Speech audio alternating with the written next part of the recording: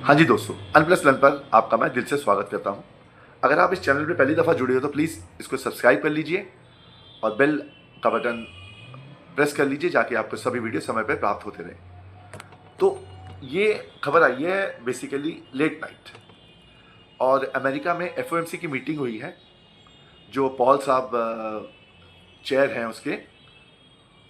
तो हम देख रहे होंगे कि भाई रेट कट होगा या नहीं होगा बेसिकली। तो पॉल साहब ने बेसिकली स्ट्रेट अवे डिक्लाइन कर दिया कि रेट कट नहीं होगा, और इन्होंने रेट्स हैं जो प्रीवियस रेट्स थे वो 3.75 थे, जो फोरकास्ट किया गया था वो 3.75 था, और जो एक्चुअल आया है वो भी 3.75 है, एग्जैक्ट 3.75 है। लेकिन रेट कट की कोई उम्मीद नहीं है। तो Fed holds rate steady but with highest level of dissent since 1992। इसका मतलब ये है सॉरी 1992 के बाद ऐसी सिचुएशन आई है, इतने सालों बाद ऐसी सिचुएशन आई है, और इतना डिसेंट डिसेंट मतलब मतभेद मतभेद समझ लो। एग्जाम्पल उसमें 8 मेंबर्स बैठ रहे हैं फेड रेट डिसाइड करने। तो उसमें से 4 लोगों ने कह दिया कि नहीं होगा, रेट कट कर दो, और 4 लोगों ने कहा नहीं, रेट वैसे का वैसे ही रखो। मतलब इसको कहते हैं मतभेद। One member wanted to rate cut now, मतलब एक मेंबर ने तो ये भी कह दिया कि अभी ताबड़तोड़ रेट घटा दिए जाए। लेकिन 3 members wanted to remove the promise of future rate due to high inflation. इसका मतलब ये है कि बाकी जो 3 मेंबर थे जिन्होंने मना किया है वो कहते हैं कि अभी हम नहीं रेट घटाना चाहते, लेकिन आगे हम देखेंगे इन्फ्लेशन के क्या डेटा आ रही है, उसके हिसाब से हम देखेंगे कि रेट कट फ्यूचर में रेट कट करना है या नहीं करना है। तो अभी नेचुरली हम पूछेंगे कब, व्हेन, कब होगा रेट कट। तो तो पॉल साहब ने स्ट्रेट अवे कह दिया कि जब तक इन्फ्लेशन कंट्रोल नहीं होती रेट कट के बारे में भूल जाओ। और उस पर जियोपॉलिटिकल अनसर्टेनिटी।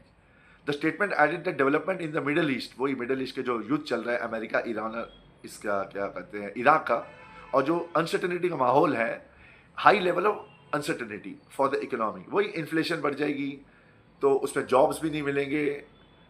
और एनर्जी, आपको पता है तेल का भाव इतना बढ़ रहा है, पहले वो कंट्रोल किया जाए, उसके बाद हम देखेंगे जब इन्फ्लेशन कंट्रोल हो जाएगी तब हम सोचेंगे रेट कट करना है या नहीं करना है। Global energy spikes are now a major hurdle to bringing inflation down to 2%। मतलब वो उनका टारगेट है 2% के आसपास, डाउन टू 2%। लेकिन वो 2% लाना बड़ा मुश्किल है आज की तारीख में। इन्फ्लेशन अमेरिका में भी बहुत ज़्यादा हो गया, इंडिया में तो है ही, अमेरिका में भी बहुत ज़्यादा हो गया, ये ट्रम्प साहब की वजह से, जिन्होंने युद्ध कर रखा है ईरान के साथ। तो ये पॉल साहब कहते हैं कि जब तक हमारी इन्फ्लेशन कंट्रोल नहीं होगी, 2% तक नहीं आएगी, हम रेट कट के बारे में सोच नहीं सकते। हालांकि वो है कि मतभेद तो है ही, चल ही रहे हैं। नो इमीडिएट हाइक्स, ये एक सबसे इंपॉर्टेंट पॉइंट है, जिस वजह से आज की तारीख में हमारा मार्केट थोड़ा बहुत अगर बच गया है तो बच गया है, नहीं तो आज तो मार्केट तो बहुत गिरी है, 1000 पॉइंट के आसपास सेंसेक्स गिरी हुई है, और निफ्टी तकरीबन 300 पॉइंट गिरी हुई है। तब भी no immediate hikes despite internal pressure, he mention internal pressure. आप ये इंटरनल प्रेशर का अंदर का मतलब समझो। इसका मतलब है कि जो प्राइम मिनिस्टर, ये जो प्रेसिडेंट जी है, यही टैरिफ मास्टर ट्रम्प, वो है इंटरनल प्रेशर क्रिएट करने वाले। क्योंकि उन्होंने जब भी आए हैं वो जीत के, उन्होंने यही कहा था कि हमने रेट कट करना है, हमें इंटरेस्ट रेट को कट करना है।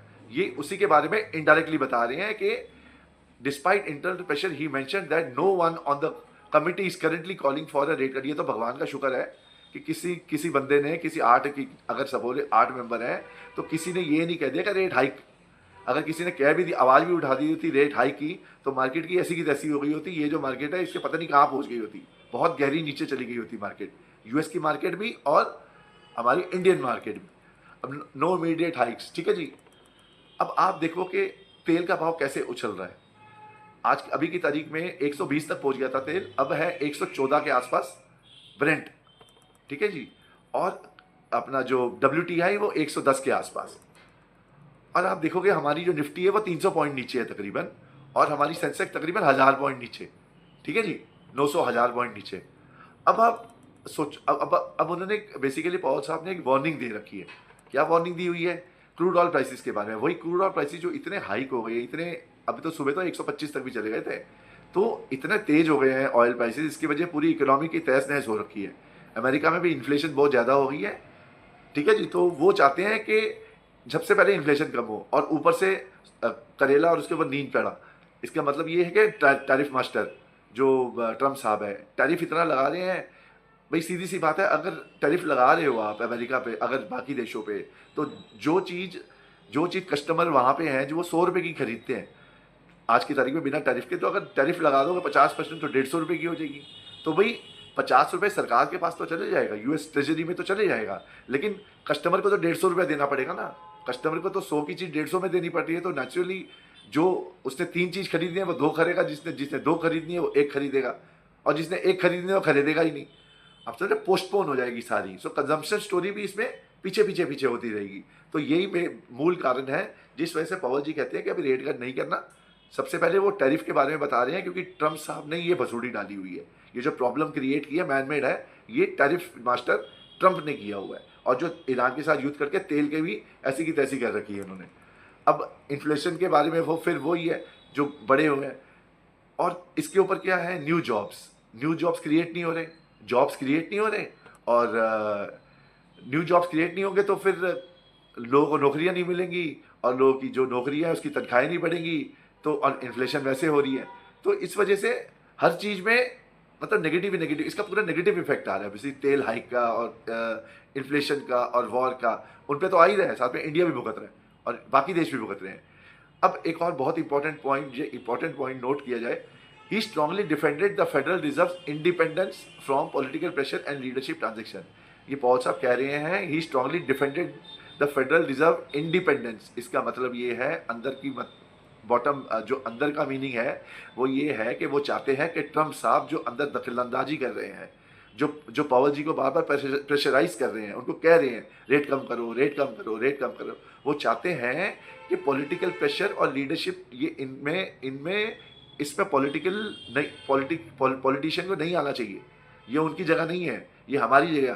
हम अपने हिसाब से देखेंगे कब रेट कट करना है, कब नहीं करना है, कब इन्फ्लेशन देखेंगे है या नहीं है, ये तब वो कम करेंगे, ना कि ये ट्रम्प भाई साहब जो हर जगह बीच में आ जाते हैं। अब एक और powerful future role, although his terms, जो इसका टर्म है as a chair, and on May 15 2026 को इनका काल खत्म हो रहा है एज अ चेयर, लेकिन Powell announce he will remain on the board of governors for an indefinite period.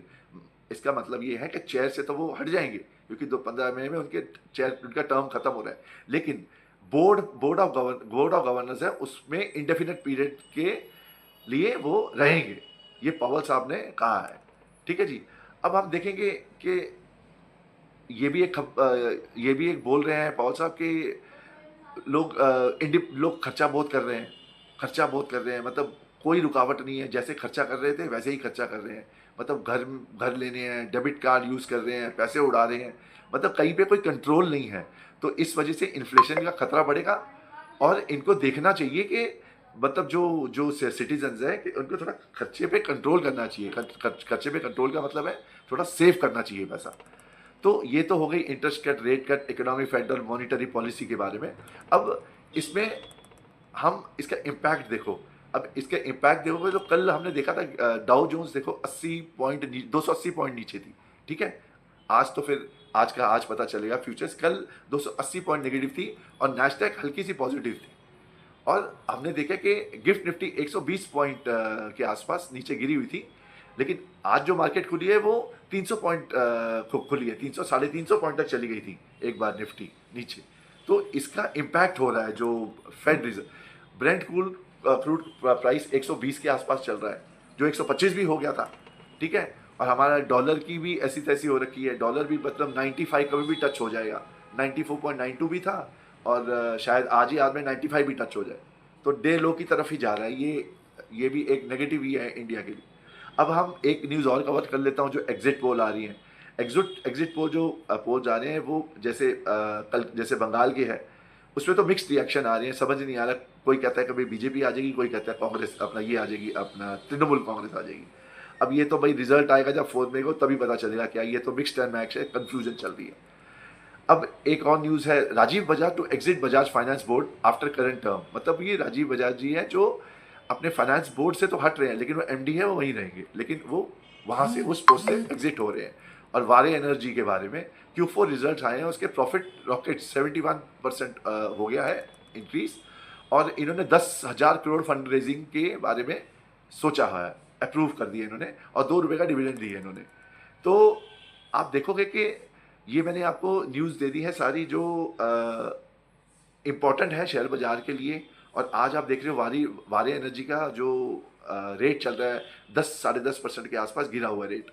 अभी आप देख रहे हो 10 साढ़े 10% के आसपास गिरा हुआ है।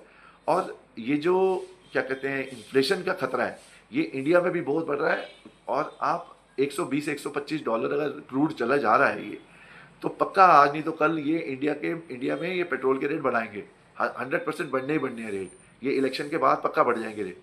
तो जब वो बढ़ेंगे तो इन्फ्लेशन इंडिया की भी बढ़ेगी, और इस पे नेगेटिव इम्पैक्ट इंडिया पे भी आना ही आना है, ग्रोथ स्टोरी पे भी आना ही आना है, जीडीपी पे भी आएगा, हाउसिंग पे भी आएगा।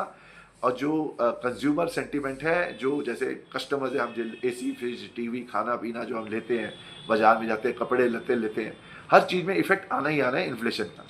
तो अब ये कितना आएगा कैसे आएगा ये आगे हमें पता चलेगा। तो अगर इसके बारे में जैसे आगे आगे न्यूज़ मिलती रहेगी, मैं आपको इसके बारे में खबर देते रहूँगा। और आई होप आपको ये जो अगर मेरी वीडियो पसंद आए तो प्लीज़ इसको लाइक और सब्सक्राइब जरूर कीजिए।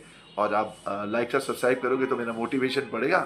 तो अगर मेरी मोटिवेशन आप ऊपर रखोगे तो मैं आपको अच्छी इन्फॉर्मेशन देता रहूँगा, तो आपकी सेवा करने का मौका मिलेगा मुझे। और आप मेरी वीडियो को सब्सक्राइब जरूर कीजिए, क्योंकि आपका आशीर्वाद मुझे चाहिए। तो I hope everything is good from your side. तो इसी के साथ मैं अपने वाणी को विराम देता हूँ। धन्यवाद, थैंक यू सो मच।